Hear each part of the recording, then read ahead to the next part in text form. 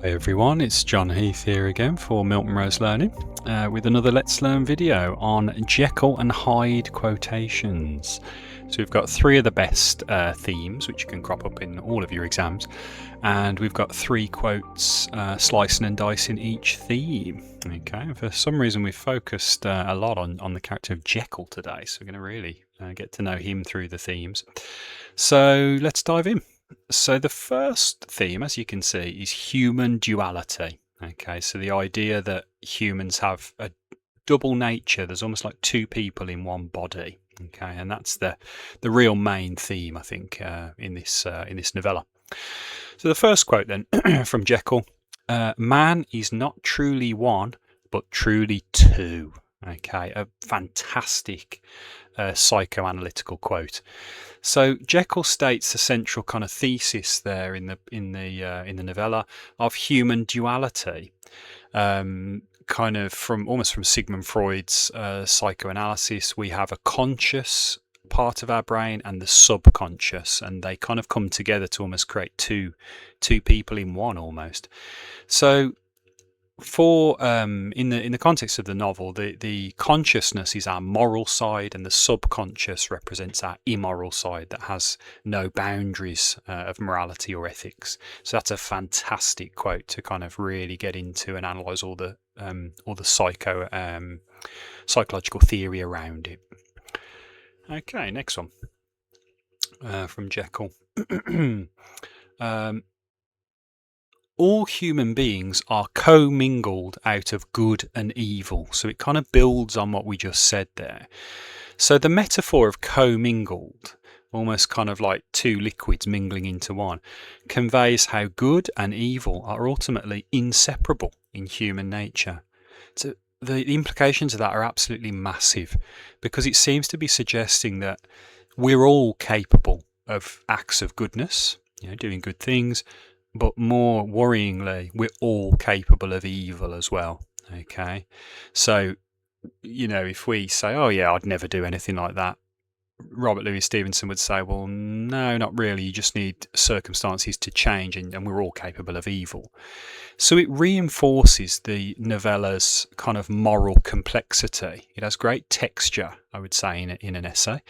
It explores very, very deep moral kind of conundrums in society, and I think that quote really shows that the duality of man throughout that. And then the last quote for this theme, again from Jekyll: "I learnt to recognise the thorough and primitive duality of man." Now, let's focus on the lexical choices of thorough and primitive. Very, very interesting, because those words kind of stress that the inner split between good and evil, and the consciousness and subconsciousness, is both complete and ancient. It goes back all the way to our start as a civilization, and therefore it's an inescapable and deep part of human identity. We cannot escape this. Okay, we can't escape the duality of man. It's just who we are as a species, okay, biologically and socially. Quite depressing in that sense, but you can have those kind of very deep biological debates in your essays when you're discussing that theme, and that quote really is an entrance point for that kind of analysis. Okay, right, moving on to science and the supernatural. That's another massive theme here, because in this period, science was starting to advance in leaps and bounds. So let's see what Jekyll's got to say about science and the supernatural. Now, this is quite a big quote, so let's get that one in. Okay.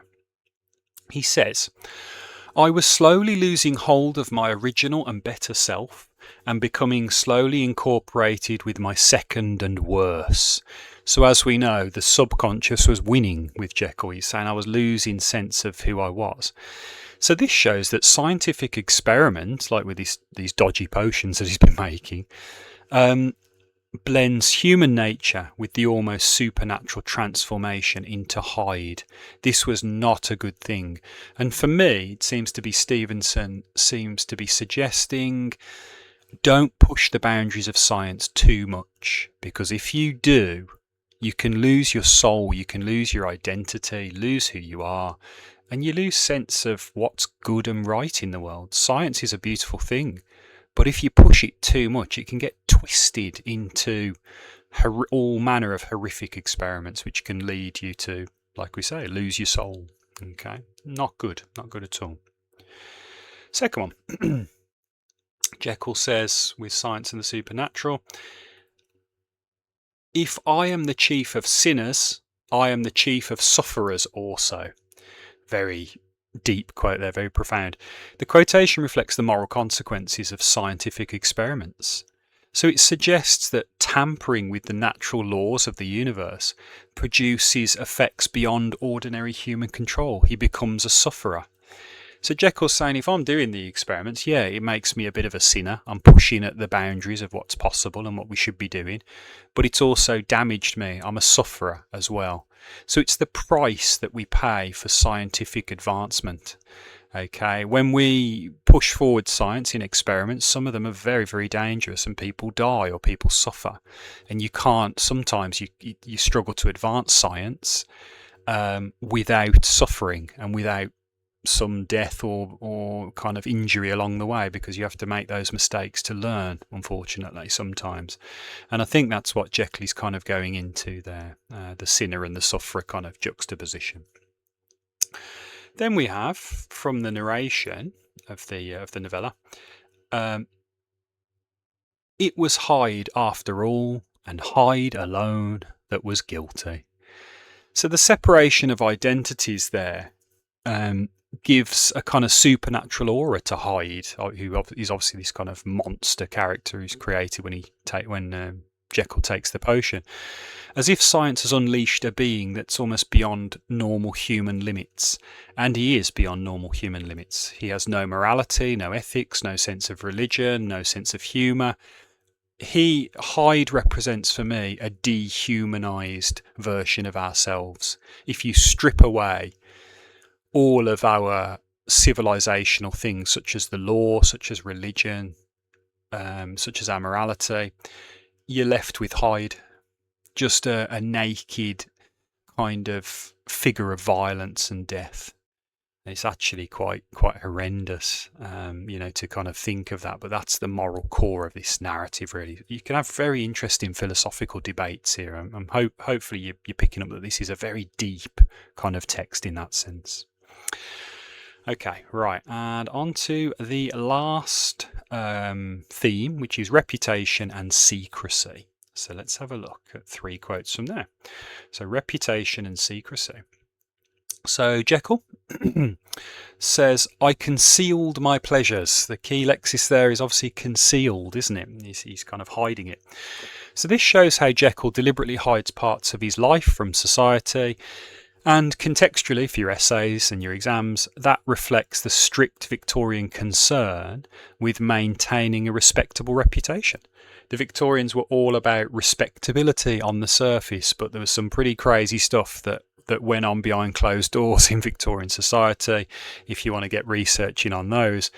And I think Stevenson is kind of satirising that Victorian respectability there in that quote, because look at what Jekyll has been doing behind closed doors, turning into a monster, hasn't he? Okay. Next one, we have the moment I choose, I can be rid of Hyde, says Jekyll. Yeah, right. He's lying to himself there. So Jekyll's attempt to control his darker side in secret highlights the tension between public respectability, which is represented by Jekyll, and private indulgence, doing what you want behind closed doors, which is symbolised by Hyde. Okay, so I think that kind of really symbolises that, Jekyll has lost control. He thinks that he's in control, but he's just in a false sense of security. He doesn't actually have the control that he thinks he does. Okay, and the tone there, if I was in an exam, I would say is extremely delusional. He's just deluded. He can't control Hyde anymore. Okay, and then the final one, just down here for this theme, Jekyll's confession right at the end of the novella is quite telling. I bring the life of that unhappy Henry Jekyll to an end. Okay, and by that time he's obviously dead. The confession reveals the destructive consequences of secrecy. He didn't tell anyone. He didn't tell Utterson that what was going on, or he didn't tell him properly what was happening. And it ultimately caused his demise. So it shows how keeping parts of oneself hidden from society and from our friends threatens both our personal and our social integrity, and can lead to tragic consequences such as Jekyll's death. If only he'd reached out properly, maybe they could have brought him back from the brink. And that's the ultimate tragedy of this novella.